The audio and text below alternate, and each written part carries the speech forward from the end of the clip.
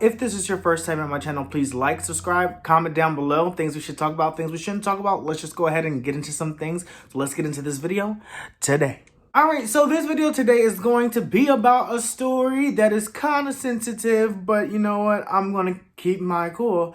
My young bull, and what young bull means actually in Philadelphia, is my younger fellow YouTuber, my younger baby, my baby girl, she's my boo, requested for me to talk about how I contracted the HIV virus.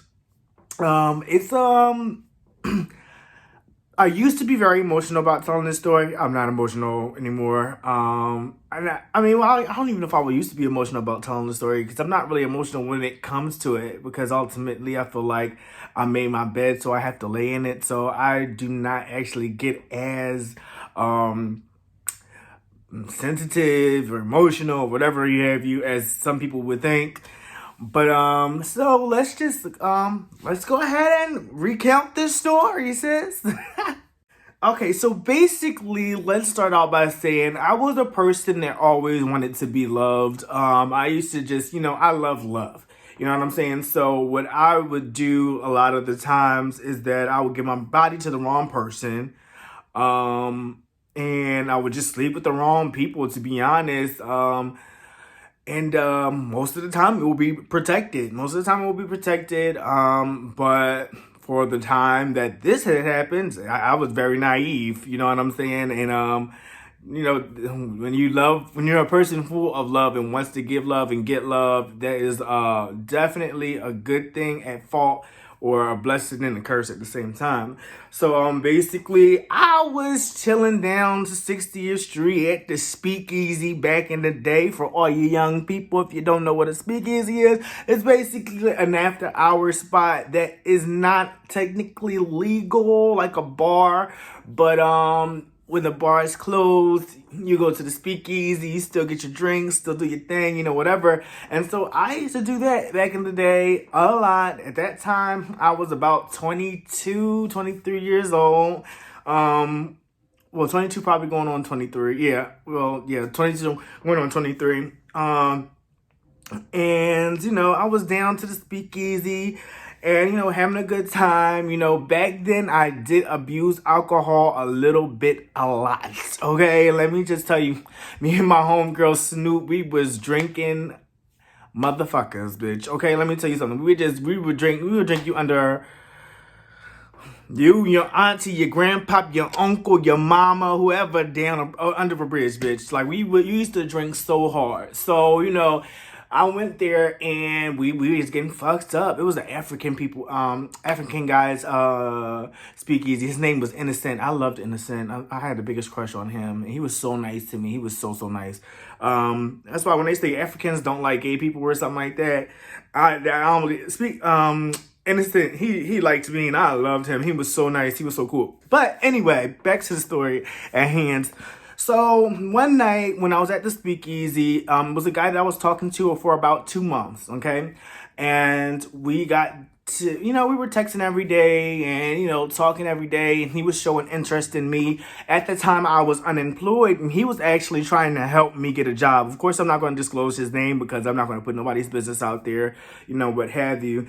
And so he was trying to get me a job and what have you at Apple. And so I'm like, okay, this dude is vested in me. Like, okay, he's nice. He actually obviously cares about me and whatnot. And so, he trying to get me a job at Apple. I mean, what more could I ask for? Like, never, niggas aren't trying to do that for me on a daily basis. You know what I'm saying? And, like I said, when you're naive and just so in such a vulnerable space, which I was in a vulnerable space at that time, I was kicked out by my mother, wasn't living with my mom, hopping from house to house, living with friends from house to house because, nobody could find a place for me to live. Like, it was just, those were some hard times in my life, y'all. Like, I mean, hard times. I can't even, people, they find it so funny because I'm so positive a lot of the time, and I'm always just, high energy, and I'm like always speaking and just, hey y'all, whatever, but they don't know I did have my little struggles though. I went through some stuff, like, you know what I'm saying? I've been through some crazy stuff. I mean, that I've bought on myself, and then also I think that people have bought into my life, and I don't want to go down that road. But baby, if I can say I could, I could call you and tell you some things and see if you can get some things sorted out for me. You know what I'm saying, baby?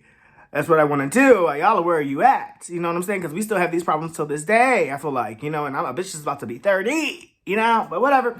So, yeah, so I'm down to the speakeasy. So, the guy that I was talking to, like I said, he tried to give me a job. He showed me that he cared, things like that. Even though we only talked to each other in 2 months, for 2 months. He was like, look, if you want to come over tonight, you know what I'm saying, blah, blah, blah. And he was like, I'll send you a cab. So I'm like, okay, send me a cab, sis. In my head, I'm like, damn, I ain't never had nobody send me no cab. You know what I'm saying? Ooh, like, this is nice. You feel me? So I go down to the cab. The cab comes. He picks me up. And I go to this young man's house. And obviously we do what we had to do. You know what I'm saying? So, it was a nice night. I mean, what can I say? It was a nice night. So we had a good night. The next morning, I left. I went back home to where I was staying at the time, and that was that. Text him that night. Hey, I applied for the job. What have you? Are you going to be able to get my application pulled? No response. I said, okay, like, what the hell is that about, So, a couple more days go by, texting, no response. I said, oh, hell no. I said, this nigga ghost me, you know what I'm saying? Like, did he ghost me for real? Like, so, no response. So, shoot, 2 days, 3 days, 5 days, 2 weeks, 3 months, 2 months, 3 months, 4 months, turns into basically just like literally a long time, because we slept together in that year of September. Yeah, in that year of September. So from September till now, till present, have not heard from the dude. Have not, I have seen him, but have not heard from him since then. Crazy as hell. And that was just, it was crazy. I was like, damn. So, fast forward, I'm trying to cut the story a little bit short. Well, it's actually short because there's nothing really to say. Fast forward, of course I was heartbroken a little bit, just a little bit sad, because I'm like, damn, I gave my unprotected body to somebody, once again. And see, being dumb and stupid and naive, I was not thinking to go get tested right away. I said, you know what? I said, I haven't slept with anybody in a long time. Cause I had my whole days, like 2010, 2009, sis was a little fast, 2011 around there, in 2012 I was a little fast, but I was getting tested frequently before I slept with this dude. So I literally had got tested, in July, because that was September. I literally had got tested in July, excuse me, and I was negative, because I was with my ex-boyfriend at the time.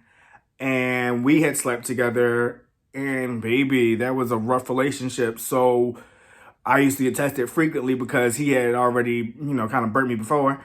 And so when I got tested, I was actually negative for HIV. So a month before I slept with the guy who gave me the virus, I had went and got tested, and I was negative. So I thought I was good, even though I slept with him. I still was like, oh, there's 1 in 10 chance that he infected me with the virus. You know what I'm saying? I asked him if I was cool when we had sex, and he said okay. He was like, I was okay. So in January, me and my girlfriend Snoop were basically chilling. We were drinking the night before, got fucked up, whatever. Woke up the next day. We were sitting on Snoop's grandma's porch or whatever, which is around the corner from my home at the time. And back then, in front of the Walgreens, and I'm pretty sure in your city that they do this too, in front of the Walgreens, they had the bus that did testing. And so they had these white people walk in the city basically giving you vouchers to go get tested. And so they walked up to her and me and was like, come on, guys, go get tested, you know, whatever. Snoop was like, well, yeah, it's nothing for me to really worry about, bitch. I deal with pussy. I don't have to. Snoop, shout out to you, sis. She was like, but I still get tested. And I was like, well, I don't have to get tested. I haven't had sex since September of last year, which is 100% honest the truth. When the last time I slept with somebody was the guy that I slept with from September all the way until January of the new year. So I was like, I don't need to get tested because I've been walking around. I'm good. I'm not sick. And, you know, I haven't had sex, you know, since the last guy that I had sex with. And that was a long time ago. So basically, you know, when you think about what's the symptoms of HIV and things like that, you know, you think of decaying skin, you think somebody's gonna look like death, you know what I'm saying? And so that's what I was thinking was gonna happen, and that's how I was like, oh, I don't need to get tested, whatever.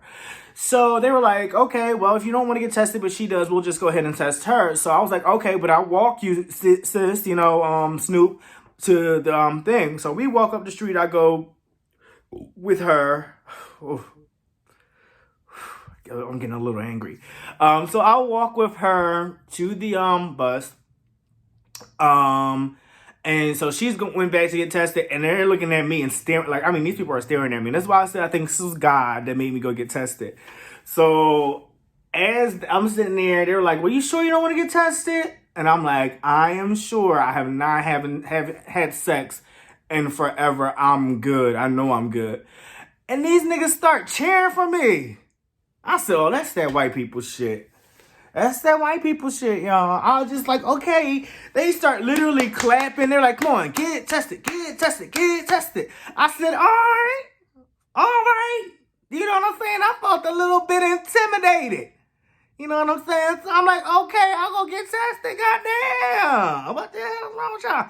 So I go back there, and some beautiful Muslim girl. I forgot her name, damn it.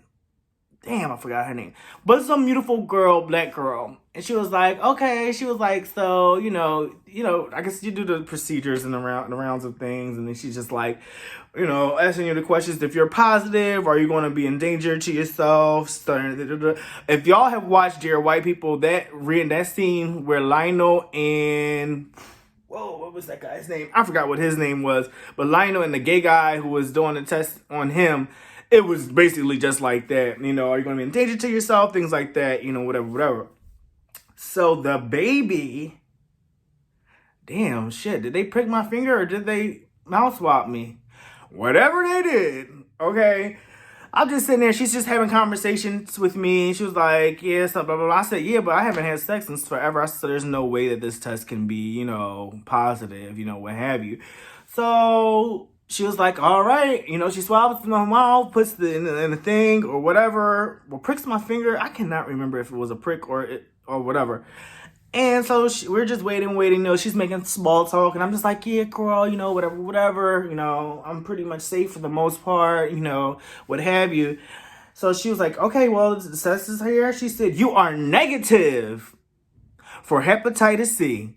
So I was like, bitch, yes, I know I'm negative, sis. Like, you know what I'm saying? In my head, I'm just like all gassing my stuff or whatever. And I'm like, of course I'm negative for hepatitis C. Bitch, when I didn't even know you was doing that test, you know, testing me for hepatitis C. But thank you, shout out to you, you know, for letting me, you know, know. And then she looks at me and she goes, but she was like, and you are positive for HIV, bitch. Okay. You see this chain right here? If these chains were pearls that I could clutch at that moment, baby, I would have clutched them because I was sitting in that chair like this, just looking at her. I couldn't believe it. I couldn't believe it. And then I was like, oh, okay. Then I was silent. I was silent for a good, probably, in my head, probably felt like 10 minutes. Probably was only like 2. You know what I'm saying? And then I started sweating profusively. Woo! I started sweating. And the baby was like, you know, she was like, okay, so here's a napkin. She said, because you're sweating really, really bad. And my blood pressure, I know it was up. My blood pressure, I know it was up. And then so she closed the door. She was like, look, these are things that are treatable. You know, and truthfully, I think she was an angel, a guardian angel sent to me and step into place and be that gap for me. Because I did not cry when she told me. I just really started sweating. The first thing I said is what I'm going to tell my mom. Now, for y'all who don't know me, me and my mom have a really rocky relationship, you know, and the first thing that I thought of was what I'm going to tell my mom. We weren't that close at the time, and we still knock heads, you know what I'm saying? So it was really crazy to think about what I'm going to tell my mom and how you think about how much of a disappointment you're still going to be to somebody, and you don't even care about yourself at that moment. I didn't even care about myself at all. Truthfully, I hated myself. And you know what I'm saying? So it's just like, it was like whatever. So long story short, because this video was going into being long story short, I got out of there. And so Snoop was like, yeah, bitch, I told you, let's just go, you know, you good, right? You good, right? And I said, I couldn't say nothing. She was like, yo, Josh, you good? And I just still couldn't say anything. And I just started bursting in tears. I started crying. And that's basically how I found out, y'all. It's crazy. And then I went to my best friend Alexis' mom's house, Miss Linda, Mama Linda, love her. She was the first person I could go to, and I had to cry on Alexis' shoulder because I just didn't know what to tell my mom. I didn't want, you know, the first thing my mom told me, you know, mom, no shade, you know, I just keep it a G across the board is, well, what do you expect? What do you expect? That's the lifestyle you live. What do you expect? Pissed me off because I'm upset. I'm like, I mean, I didn't expect to be HIV positive. Nobody expects to be HIV positive. Nobody expects to get a disease when all they're looking for is love. You know, I wasn't being a hoe. Like I said, I had my whole days and I was wrapping it up at that time. You know, nobody was expecting to, you know, get a disease or a virus that, you know, I would have to live for the rest of my life. And, you know, nobody wants that. You know what I'm saying? And then, you know, my mom doesn't realize sometimes why I hold a little bit of resentment sometimes, but it's certain things that people have said to me all of my life since I was a child that I have held on. So, you know, that's nothing. But it was pretty easy to get through because of that young lady that was there. That's why I always offer my services to kids, you know, or to people when it comes to getting tested. And I try to stay by their side because it can be a hard thing to go through. But 3 months after my diagnosis, very, very, very close friend of mine came to me and told me that they actually were diagnosed as a positive person. And I had to throw away all whatever I felt about myself, losing my innocence and grieving my innocence to go ahead and support that person, because that person, I feel like at the time, didn't have the strength like I did, because I've been doing things on my own for so long, you know what I'm saying? I've been living and jumping and diving and going from places and houses since I was like kind of 14, honey, you know what I'm saying? So I had to lift that person up at the time. And, you know, it was like a year later, I started going through this like depression thing. And my doctor was like, yeah, because you really didn't get to grieve your innocence of you losing, you know, basically your innocence to HIV. If you know, and that's just what it is. And so, you know, I know who gave it to me. A lot of people ask me the question, well, why don't you check him?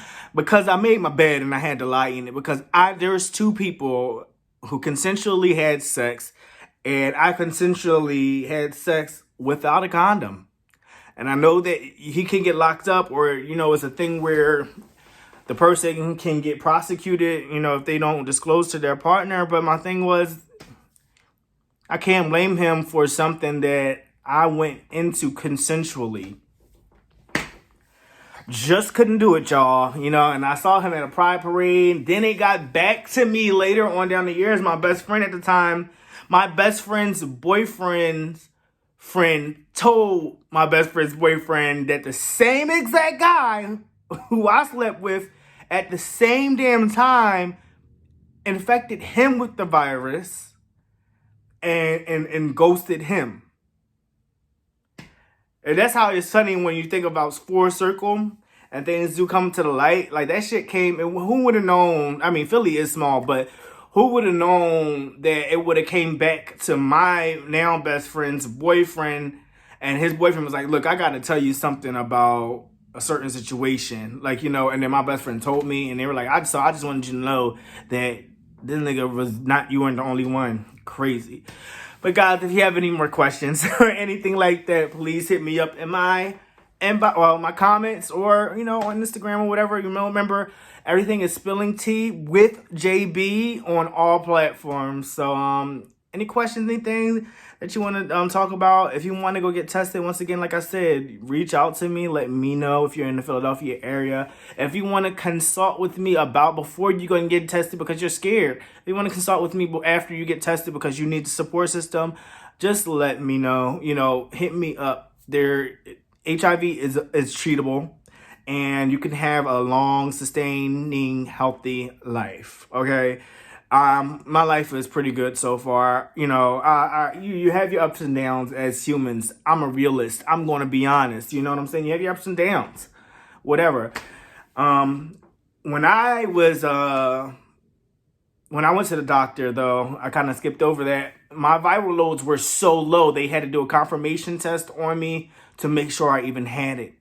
But, you know, I ended up really do having it, and, you know, and we had the best treatment possible. So, you know, it's all right. You know what I'm saying? I'm good now. I'm still growing and still learning, obviously. But, you know what I'm saying? I've never had a problem dating anyone who's negative. So I've never had to go through that thing. I've actually had it pretty easy, I think, you know, but whatever. Anyway, guys, hit me up. We can get in conversation about some other things. Like, comment, share, comment down below. Things we should talk about, things we shouldn't talk about. Let's just go ahead and get into some things. So tune in to my next video. Bye.